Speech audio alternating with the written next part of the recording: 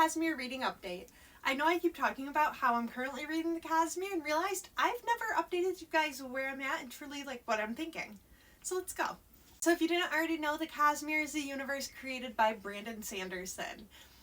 It is a few series, some standalone secret projects, and novellas that, in my opinion, are just absolutely amazing. There's a couple different reading orders out there. Really, I think it's about choosing what one you think is going to be right for you, honestly. For me, I started with Trust of the Emerald Sea. This is one of the secret projects. It's a standalone, and Brandon, in one of his videos, said you can read it anywhere. I do see a lot of people recommend to read it towards the, I think, middle of the series, towards somewhere out there, not where I read it. But because there are some Easter eggs, but for me, this was my get my feet wet, see if I like Brandon Sanderson's writing, and go from there. I absolutely adored it. I love this book. I love this world. It was so whimsical, so much fun, and like I said, I reading this, I realized I do like Brandon Sanderson's writing. From there, this is what I've seen. It's been consistent in every reading order. Mistborn Era 1, this is the original trilogy. First you have Mistborn. Some places you'll hear it called The Final Empire, but same book. Mistborn, 5-star book for me. I absolutely loved the world, the magic system, the characters, the found family, the FMC Vin. I want to be her when I grow up. I want to be a Mistborn. I need a mist cloak. That's where we're at. I absolutely love this book.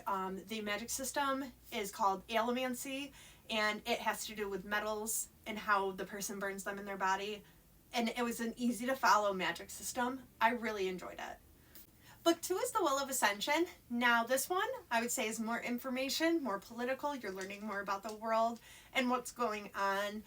Normally in a series, that would kind of make me trudge through the book. But the way Brandon writes, I kept coming back for more. I couldn't wait to pick this book back up every time I put it down. So I'm not disappointed in the least. I love this. Then we have the third book in the trilogy, The Hero of Ages. This had one of the best conclusions to a book in general, a series, a trilogy, whatever you want. This had one of the best endings I have ever read.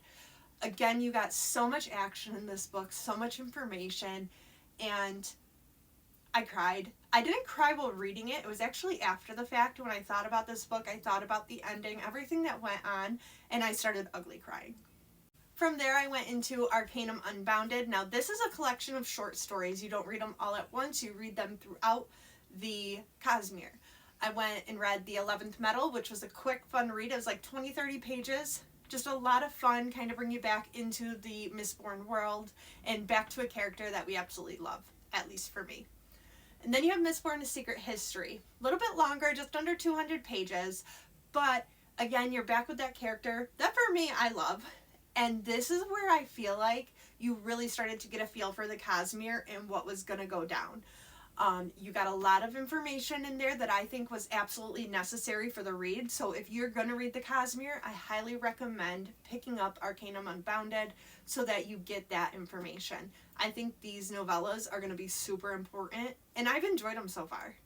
This morning I started Elantris. This is a standalone that is in a different world within the Cosmere. Like I said, I have only just started it, but from where I'm at, I think I'm really going to like the FMC in here. She seems sassy, she seems strong-willed, and I just think I'm going to like reading about her. From there, I will go back into Arcanum Unbounded for Elantris. Hope of Elantris. Yeah, that's what it is. Hope of Elantris. And then I will go into another standalone, Warbreaker. Now, Warbreaker is something I keep hearing about. People absolutely love this book, so I'm even more excited to get to it. After that, I go into the most intimidating part of the series. There's other books other than this that come after this, but these are the last ones I'm going to show you for now for this update. This is the most intimidating part of the series, in my opinion, but hear me out. And if you haven't seen the Stormlight Archives, here you go.